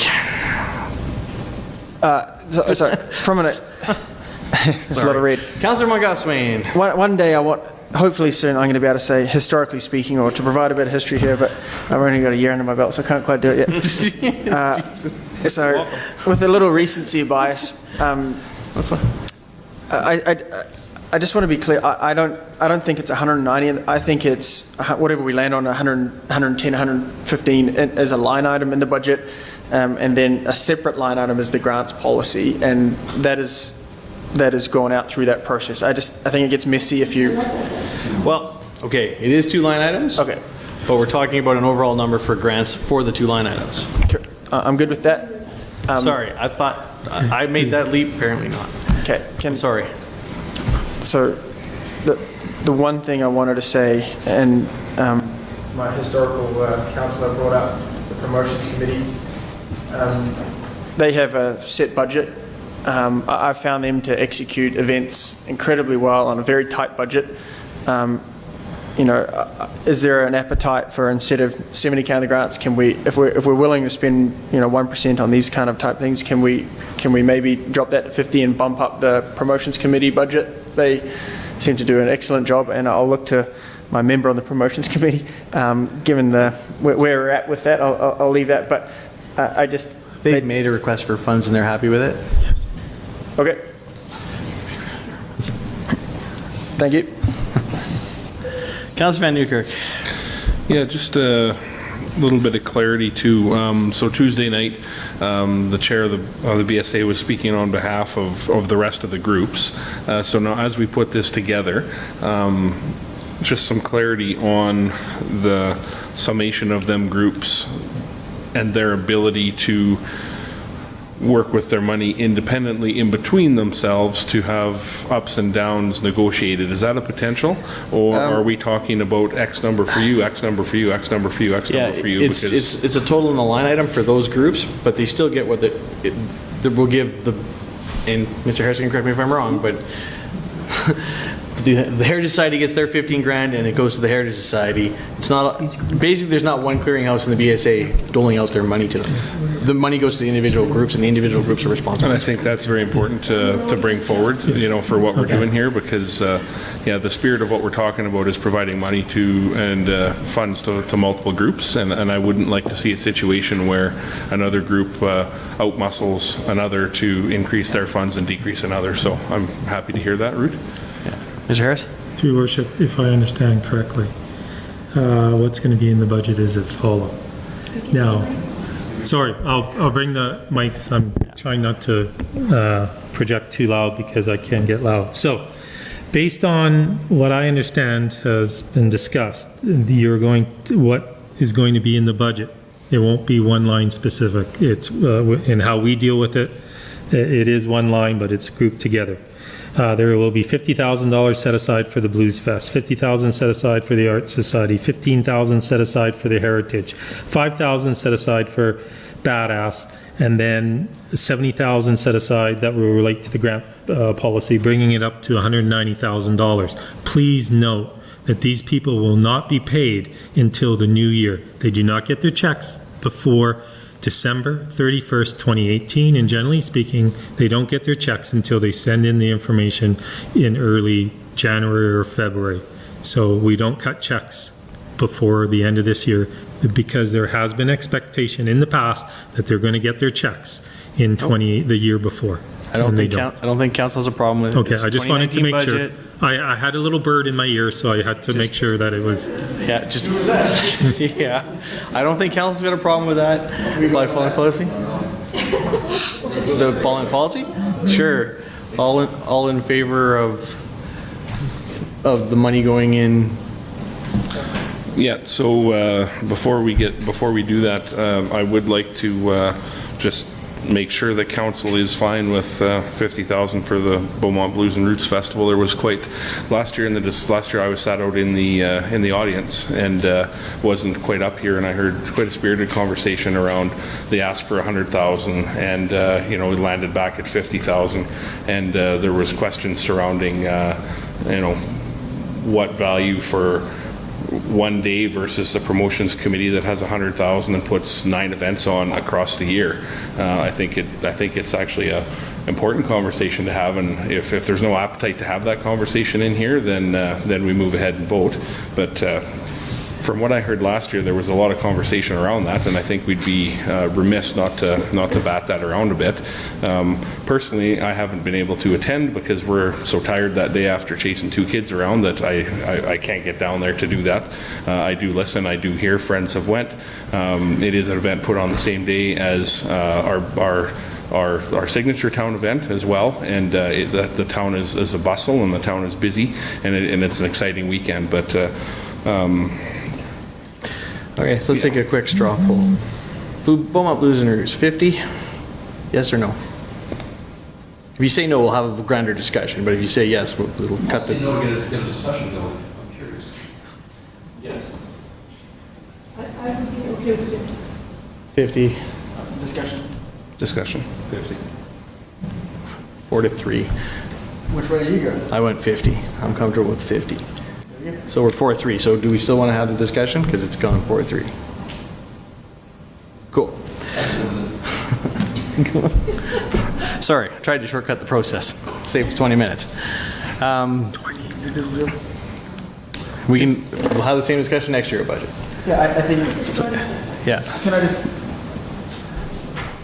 I think without hearing any information, the reason why it's tough is because they haven't come back and provided the budget. I don't know anything about where it goes, so I think 50 to be consistent, I'm okay with that. They're going to come back and we're going to ensure that they're in here before budget time next time so that we get an opportunity to ask those questions. I think it's unfair for us to debate up here without having them here in front of us to argue their point back and forth, so I'm good with it. Fair enough. Final comments before I throw some motions on the table? Go ahead. Me or, oh, I thought it was me. Yeah, thank you. Similar to comments to Councilor Monkoff-Swain in that where our $50,000 goes, this kind of goes into the festival itself. I understand the argument, it's a signature event, it's good for the town, I get all that part of the argument, but part of where the concession, the COP was coming from was that at what point when groups come to the town for funding for a future event, let's say pick something brand new, a drag racing event be held in Beaumont, just pick it to something different. They need 2 or 3 years of seed money to get it going. At what point do we say to that new group, well, here's 2 years of seed money, and then we stop? I'm just trying to get a feel for you know, Well- we understand where we're going with that. That's why I'm sort of proposing that as we put policy around these signature events, we call it the multi-year funding grant, or whatever you want to call it, or piece, or whatever. And we put a limit onto the number of years so that we do have that mechanism Yeah. to. I guess the thing is too, I know the Blues Festival, I think they rely on that money to get the talent in for the show. I get all that part of the argument. I'm just concerned about bigger picture when future Yeah. events come to town. That when do they become a signature event, and when do they become something that council would consider signature and maintain long-term funding? That's kind of where the argument is coming from, saying at what point do we wean them off, as the saying goes, or reduce to say, okay, we've given you the seed money, we've done our part, you guys got to be self-sufficient now. I'm not saying Blues is not self-sufficient without having something in front of us. Right now, I can't tell you if they're self-sufficient right now, Yeah, without our town's money. And I'm good with that. Yeah. But it's not going That's to get where I'm going with decided that. today. But Agreed. But yeah, I agree. We have to get some policy surrounding it. Agreed. Thank you. Councillor Van Newkirk. Hello, just my final comment is just to reiterate the expectations that we're going to want to have of the groups, and bringing back the information to council as councillors have said before. You know, I think it's pertinent ahead of budget time to do that. As Councillor Monkoff-Swain said, it's unfair to debate that when we haven't heard from them, so therefore, in order to make this more effective, I think by budget time next year, we will have heard from all of these groups, and they would have been in front of us, and obviously they would have made they've all taken the time to make their asks of administration, so I think, you know, we just need to get written into what we're doing here, the expectations that council would have. Councillor Hendricks, last comment, then we're going to do Yeah, something. thank you, and certainly I commend the effort to put some kind of process and policy around this, because this is like trying to find perpetual motion. Mankind has chased this answer and this question in this chamber forever, as to how do you satisfy a grading, you know, type of process, or a matrix process, or but the reality is that when people come before you, you take it on its merits. You make a decision based on all the other factors you have, which includes the money that you're working with within your community, and whether or not there's value for whatever is coming before you. If you're in Calgary right now, somebody just came with the Winter Olympics as a discussion. So, well, that's a little number. How does that play out? And in that case, they decided a plebiscite was the way to get a better bit of feedback before they make a decision. It didn't go through a policy process. So I don't know where the answer is, because it's been here as long as I've been here as issues. And you basically take them as one-offs. You make the call. You move forward. But the Blues Fest, I got to say, you know, it's here's a group that was part of the promotions committee, and given its specificity and its very nature, these people have decided that they would volunteer their time to take it on their own. There is an accountability process with respect to the money, but because it's a one-year process, it's a big cycle. You got to, you know, get these people, stage types, you know, up front, and books and agents and bands, you name it, to get it all handled long before the event. So they've got a planning cycle that takes them a year. And if now we said, okay, well, thank you first for being a volunteer with the promotions committee. Second, thank you for, you know, now taking this on your own. But now third, we're going to stop funding you. That, you know, that'd be tough, I think, and it would go away. I mean, because it just wouldn't exist without our help. The other issue is that there's been so much debate and conversation about the Blues Fest and when it should be held. So their numbers have, I believe, to use the word, have rocketed since we put it together with the rest of Town and Country Days, and which has really helped in the cause of keeping their attendance numbers high. And so through all of that, I think we've had a triple win. We got volunteers doing the work. We don't have to do the day-to-day heavy lifting to get this thing underway.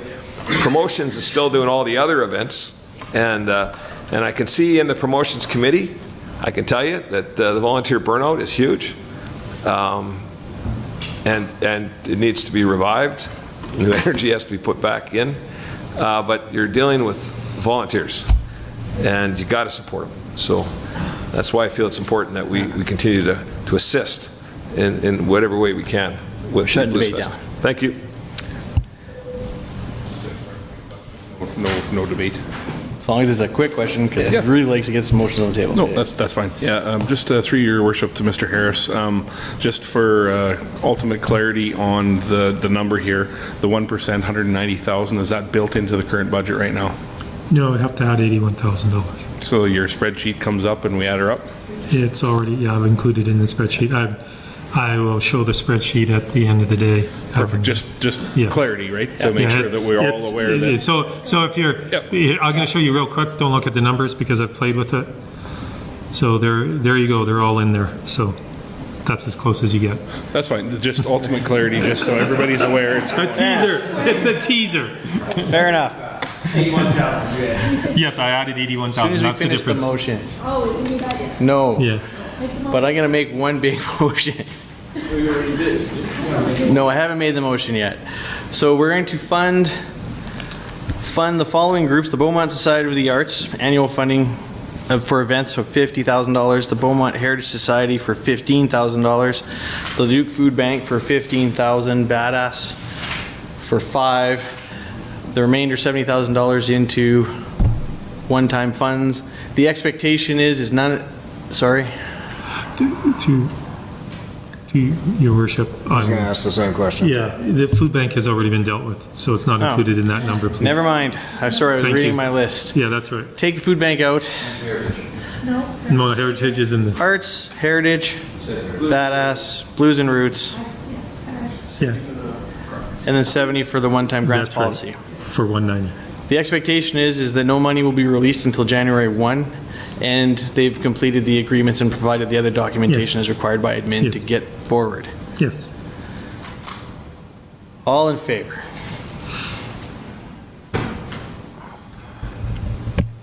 Carries unanimously. 5-minute break.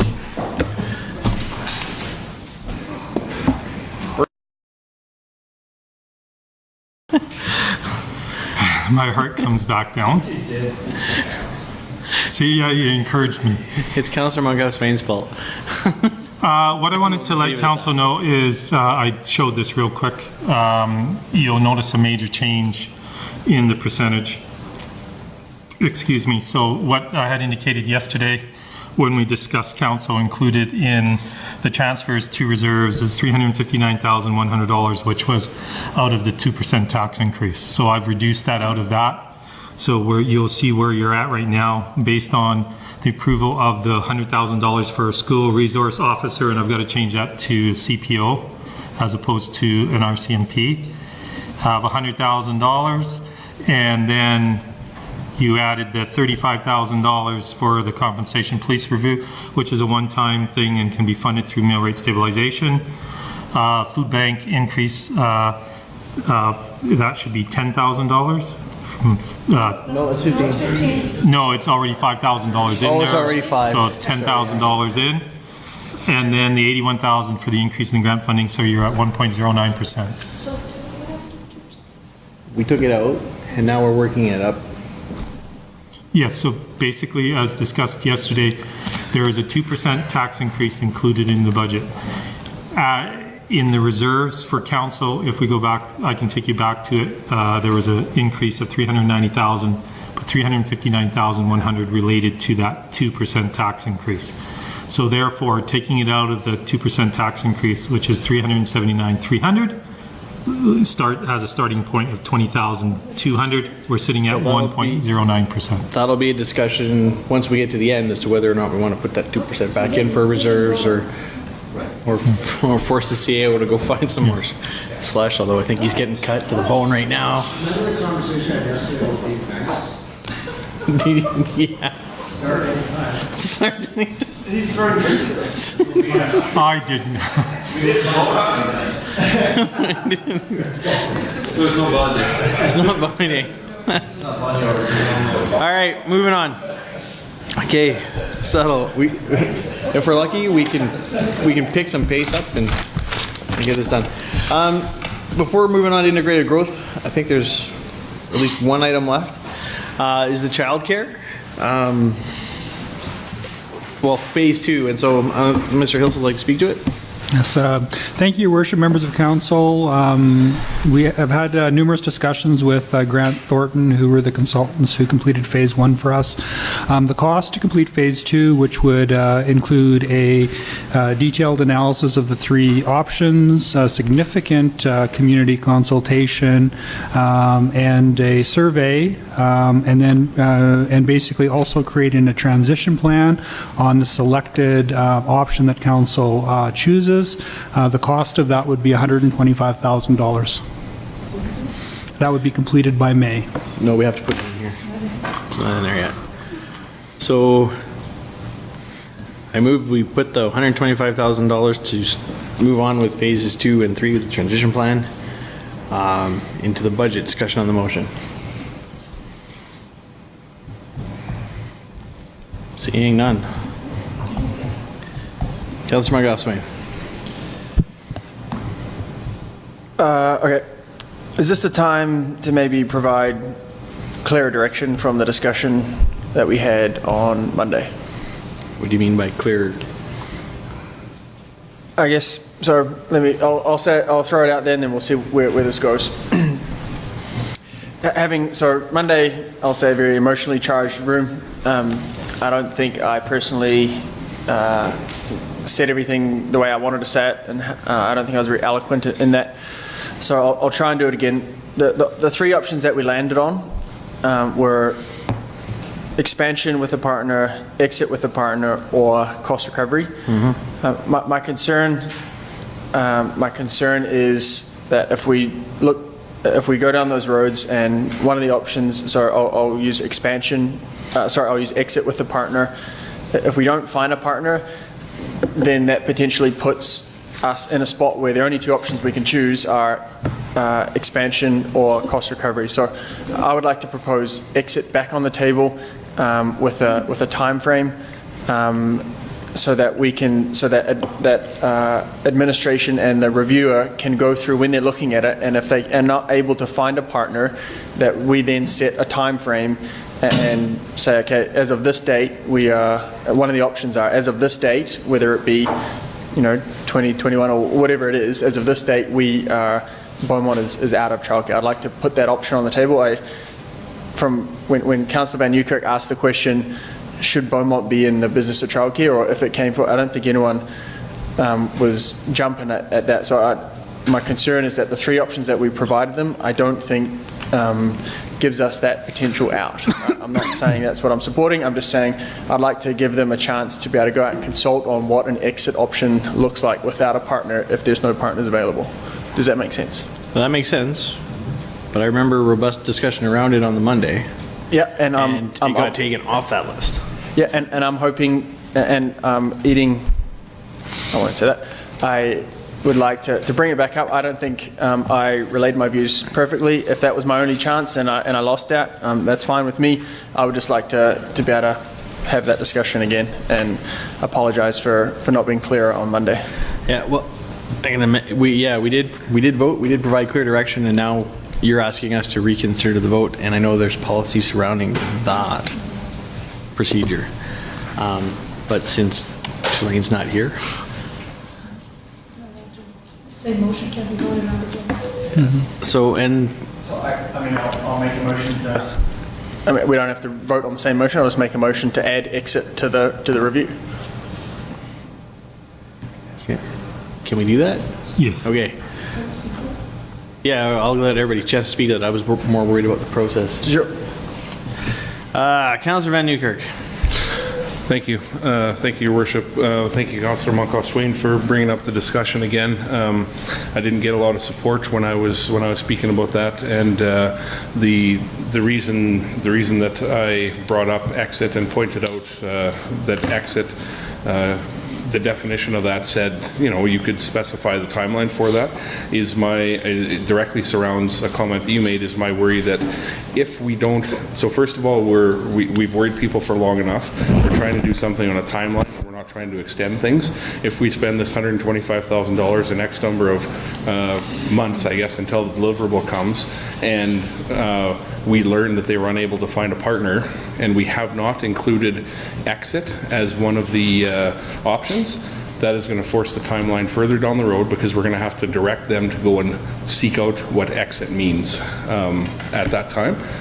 So the extra level of effort, sure it costs. The time piece is what concerns me and why I would support putting exit back on the table. Thank you. Councillor Barnhart. Thank you. And I would speak strongly against putting it back on the table. And my reasoning for that would be that the tone of the consultation is going to be very different. And the atmosphere around this program is going to be very different during that time period if the option of exit becomes as strong as looking for a partner. I felt by the way we were going, we were saying we would like to transition out of this and find a way that the service can continue at a high quality and not lose what we've gained in terms of the quality program that we have in place.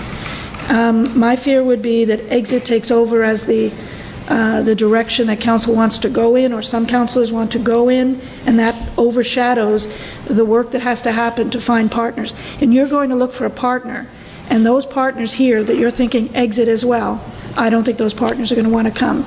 And I could see why they wouldn't, because they would look at it as, well, there's not going to be that kind of support for us down the road. There has to be some ongoing grant or some kind of funding, I believe, to keep quality of childcare service going in this town for some period of time. I would hope it wouldn't be in perpetuity. But I don't think exit is, well, I know I'm not in favor of exiting right now. If I stand alone, I stand alone, but I really think we have to look for partners and transition out. And No one's saying we don't. No one's saying we don't, and certainly no councillor is advocating for exit over anything else. All we're saying is that, all I'm saying, is that we want to make sure that the report is able to look at all the options so that if it comes back, we don't need to go back out again. It's just looking at, we're asking the question, and so we're going to ask 4 options. there is another way to look at it, and it's going to sound kind of harsh. We go out for the 3, can't get there on cost recovery, can't find any partners doing anything. We don't necessarily need to go back out. We just need to put put some political will behind it to be politically correct about it and say we're out. And that's what it is. So I don't necessarily think if we decide we're out, we have to go back for a whole bunch of public consultation, because honestly, if we're down to that last ditch effort, it doesn't matter what the public consultation is, it's because we're out. So I couldn't disagree more. We need to ask the public what their thoughts are on what the exit option is in order for us to make, we're going to ask them on these things. Why would we not ask them on exit? Like I would like to know if exit was the option, is 2021 reasonable, 2023 reasonable, what is, so if we just go those 3 options and it comes back to council, and then the comment is going to be, how can you make a decision without asking us about exit, right? So no one's advocating for it at all. All we're trying to say is, in order for us to make a decision, I think we need to be able to have that consultation provided to us. So. Fair enough. Councillor Stout. Thank you, Worship. Does the cost of the review change if we move from studying 3 options to 4? No. Or is it the same? So there's no cost impact. So what's the harm in doing it then, I have to ask? Councillor Barnhart just laid it out for you. It's going to cause an uproar. More so than it already. Well, I'd rather cause an uproar over what we might do than what we're actually, so that we can decide what we need to do. We'll let you think about it. Councillor Danlock. Thank you, Your Worship. I agree with Councillor McGough-Swain and Councillor Newkirk's comments a moment ago to put it back in. I've had several people contact me after the Monday meeting and Tuesday's council meeting about child care. Exactly. Sorry, I call it daycare. I shouldn't call it that. But again, as I mentioned in the meeting on Monday and Tuesday, everybody I talked to is very surprised and shocked that we're subsidizing the program to the extent that we are. And many people are saying, they understand it's a good program, but why are we in the daycare business? So I think having the support and the study and the survey to the public and public open houses, having the exit question on it totally is appropriate. Thank you. Councillor Van Newkirk. Thank you, Your Worship. Just my last thoughts on this would be, what I'm trying to support here is complete consultation, tip to tail. I think we would be in a tougher spot when we have the conversation and we find options, the three options that we explore, that none of them work, and then we come back to council, find the political will to provide a timeline and provide exit. I think there's just as many people who can point and say you were talking out of both sides of your mouth there. I think the complete consultation route of exploring the exit option, I have not said anything that I support one way or the other in this. I support a review of this, and I support public input on this, and I think we'd be remiss to not ask people what exit means to them and collect that feedback during this process. I think it would be way more difficult to collect feedback on exit alone if the other three options are not providing a solution. That's all I have to say. Thank you. Councillor Arnott. Just last clarification.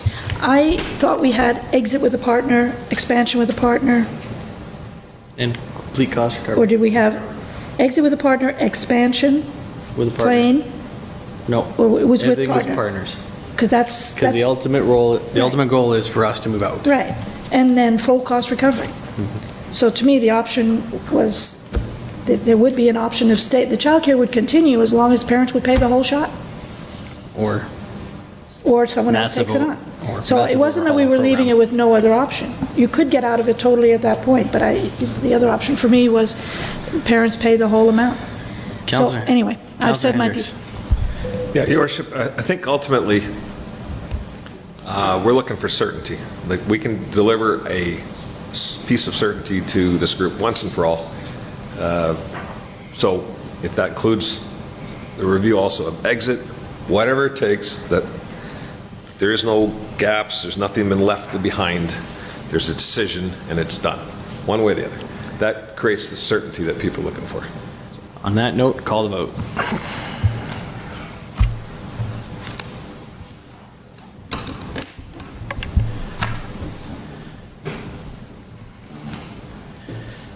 That carries 6-1, adding exit to the study. Can we call the vote on adding the 125 to the budget? Call the vote. Carries 7-0. Okay. Uh-oh. No, nothing, just I wanted to let council know how I intend to fund the 125,000. So the intent is to pull it out of the mill rate stabilization fund because it is a one-time project and will have no impact on taxes. Okay, fair enough. And having looked at it, have we beat community and protective services to death now? Can we move on to integrated growth?